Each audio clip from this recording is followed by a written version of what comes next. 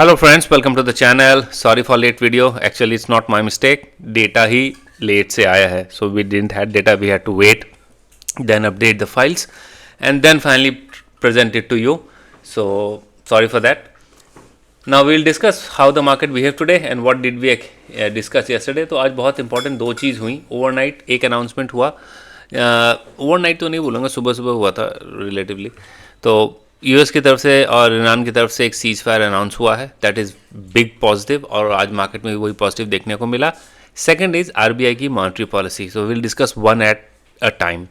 तो जब ये अनाउंस हुआ सुबह सुबह मिस्टर ट्रंप ने अनाउंस किया कि भाई हमारे बीच में एक सीज फायर हो गया है. That is very very welcoming to see. मतलब excuse me, Shanti this most welcome. कभी भी हर जगह इट्स गुड फॉर एवरीबडी. तो उसका असर ये हुआ कि market took it very positively. Oil slip below 13%, 13-14% oil fail. Now it's trading at around $92 पर बैरल. और बॉन्ड यील्ड थोड़े कूल हो गए एंड एवरीथिंग. सो इसका कॉन्सिक्वेंटली एक रिस्क जो था ना, वो रिस्क मार्केट की तरफ से हट गया कि चलो भाई थिंग्स कैन एस्केलेट और it can get from bad to worse. वो अब नहीं है. तो कहीं ना कहीं एनर्जी की जो बात चल रही थी, एनर्जी सिक्योरिटी की, जहाँ पे वी वर रिलेटिवली वनरेबल कि हमारी 80% 90% रिक्वायरमेंट जो है वो इंपोर्ट होती है. We import it from various other countries. तो उस लिहाज से थोड़ा सा एक रिलीफ अनाउंस हुआ and this was visible across market, जहाँ पे वो global market was in absolutely joyous mood और सारे के सारे market behaved very very good. ये सीज फायर 14 दिनों के लिए अनाउंस हुआ है. I hope that it is forever. ठीक है, but in case if anything turns hostile then again market will draw its flag. But we will try and draw our opinion and the data for the near term. आज ये बिल्कुल आप देखिए तो ये bullish marubozu है. इसमें no question ask. अब हुआ गया है कि इसने काफ़ी बड़ा एक गैप यहाँ पे बना दिया है.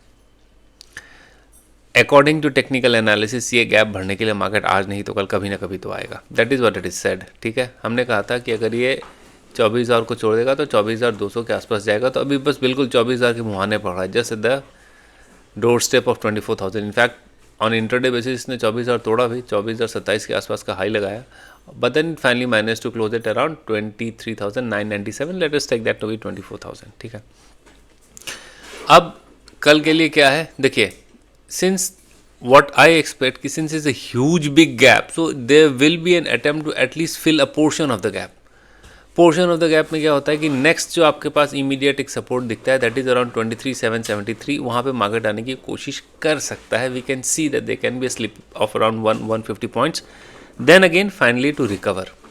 That is what my take is based on the overall जो टेक्निकल एनालिसिस की थ्योरी के गैप फिल करने के लिए आ रहा है. चलिए इतना तो नहीं करेगा till the time something drastic doesn't happen. मतलब रातों रात को पता चला कि नहीं सीज फायर ख़त्म हो रहा है and everybody something like that, तब तो फिर अलग बात है. बट हाँ, थोड़ा सा पार्शियल एक मुझे लग रहा है कि यहाँ पे कवरिंग के लिए निफ्टी आ सकती है. 23,777 23,777 के आसपास तक एक लेवल बन सकता है, जहाँ पे एक they can be a chance that Nifty might come and test there and then finally recover. ठीक है, so this is for Nifty. अगर आप एक घंटे की कैंडल को देखेंगे तब आपको समझ में आया कि निफ्टी ने एक्चुअली गैप अप खोलने के बाद कोई बहुत ज़्यादा मूवमेंट नहीं दी. यहाँ पे खुली थी मार्केट दैट इज़ अराउंड 23,962 और हमारी क्लोजिंग कितनी हुई है 24,000 के आसपास हुई है. तो 40-42 पॉइंट का एक गैप अप के बाद मूवमेंट हुआ है.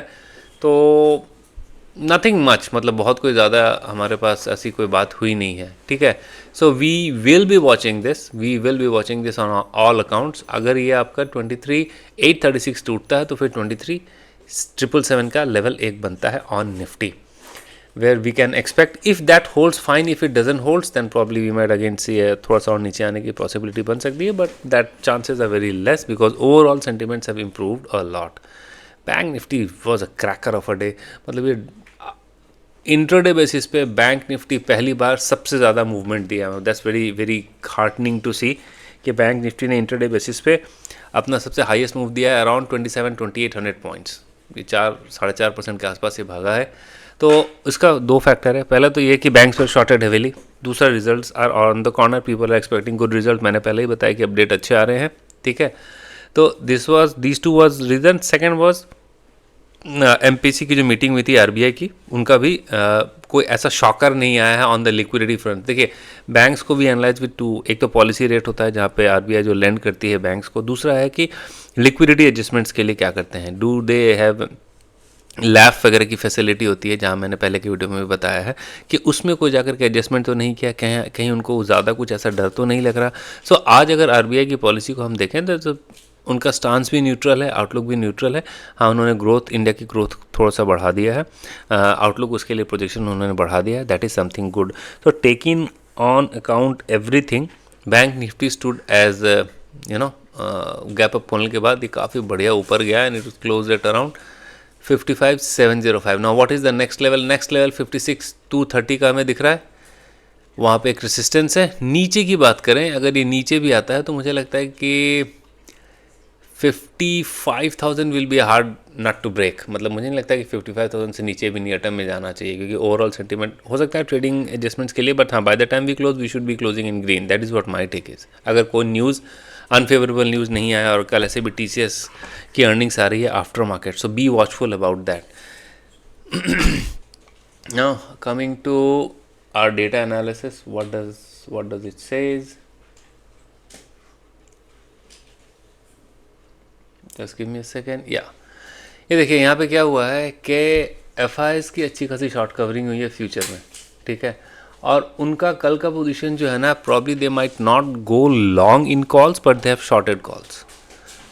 तो selling call is also something which is very very positive for the market, but on the यहाँ पे बहुत ज़्यादा पुट शॉर्टिंग हुई है, तो कल तो पुट खरीदना विल बी वेरी डिफिकल्ट। ऐसा हो सकता है कि मार्केट थोड़ा सा नीचे आए, people who try to book put, कि भाई वो सोचे कि अगर थोड़ा सा अगर नीचे है तो पुट खरीद लेते हैं, then they will be at risk, ठीक है। हाँ, उसके बाद सेकंड हाफ में ऐसा चांस बन सकता है, वोलेटाइल सेशन रहेगा पहली बात, क्योंकि ऐसी पोजीशनिंग डेटा की तरफ से हमें दिख रही है, तो ऐसा हो सकता है कि they can be two way move, मतलब एक तरफ नीचे फिर दूसरी तरफ ऊपर। But let me tell you कि प्रो जो है ना, they are more bullish currently on intraday basis, on the open interest change basis, then overall NI, overall OI basis, ठीक है।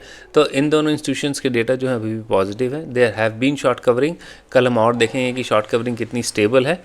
वो शॉर्ट कवरिंग अगर और स्टेबल रही, then the upside for the market open. देखिए, हमने वो जो एनालिसिस वाली वीडियो दिखाई थी आपको, चार्ट दिखाए थे, उसमें मेरा टारगेट था 24,400 का इन नियर टर्म। उसके बाद we will see how it goes. तो अभी तो डेटा इज़ रिलेटिवली मिक्स, क्योंकि उन्होंने कॉल लॉन्ग नहीं किया है ज़्यादा, बट हाँ, पुट सेल किया है, ठीक है ना। F I is coming to F I, यहाँ पे देखिए इन्होंने शॉर्ट कवरिंग की अच्छी खासी, this is short covered. D I Is what they have done, they have no change, virtually no change. Pro का जो था यहाँ पे, प्रो अगर आप देखें तो उन्होंने उनको जितना लॉन्ग किया था, उन्होंने अपने जब मार्केट ऊपर गए उसको बुक किया और यहाँ पे आ गए, ठीक है। Now let's come to client.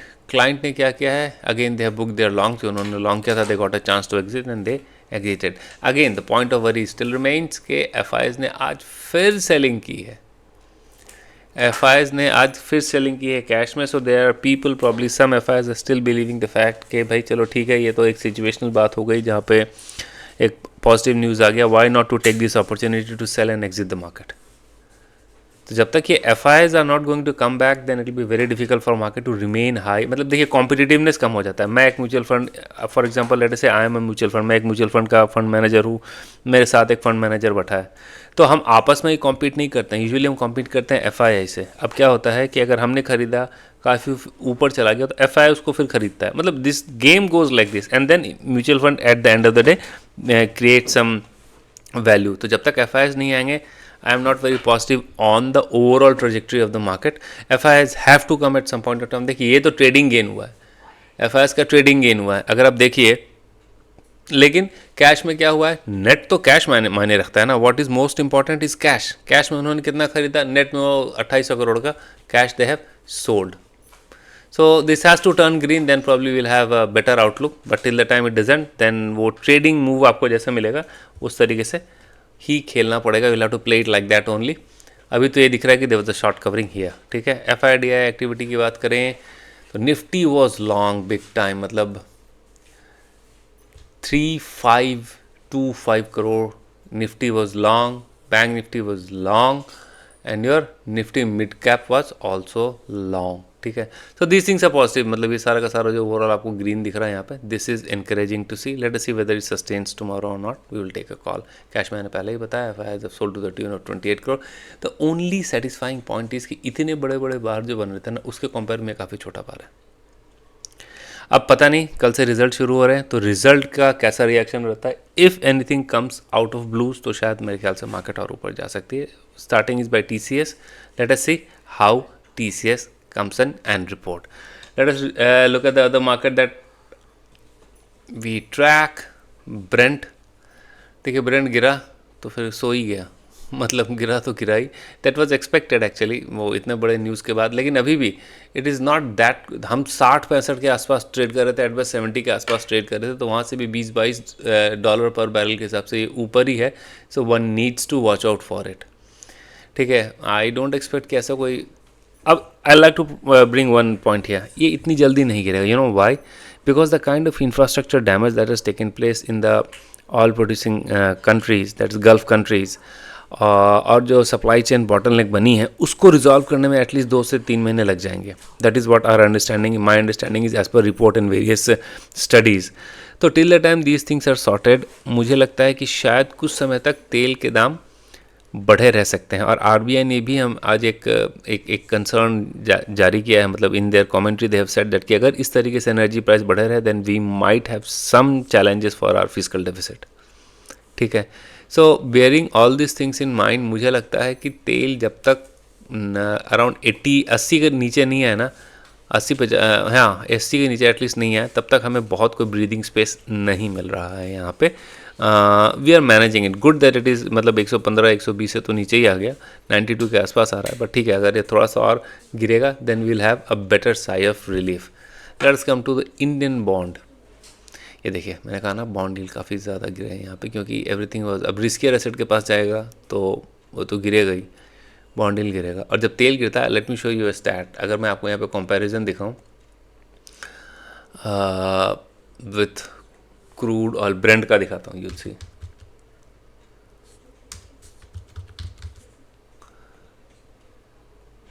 इनका लगभग पॉजिटिव ही कोरिलेशन है। जब ये ऊपर जाता है इन्वर्स कोरिलेशन है, अब ये गिर रहा है तो ये भी गिर रहा है, सॉरी पॉजिटिव है, हाँ इस तरीके से है, मतलब ठीक है, to some extent there is some correlation, not that it's too much, हमने देखा, बट हाँ this is fine. And the second best thing is के rupaye, this is rupaya INR, so INR is on a downward hill, that is positive, but let me tell you RBI की भी intervention इसमें हुई है, so it's not that practically it's happening by its own, ऐसा कुछ fundamental change हो गया है, RBI की भी इंटरवेंशन इसमें हुई है। और अगर हमारे अर्निंग्स अच्छे आते हैं तभी आप देखेंगे कि ये और शायद थोड़ा नीचे जा सकता है, अदरवाइज नो।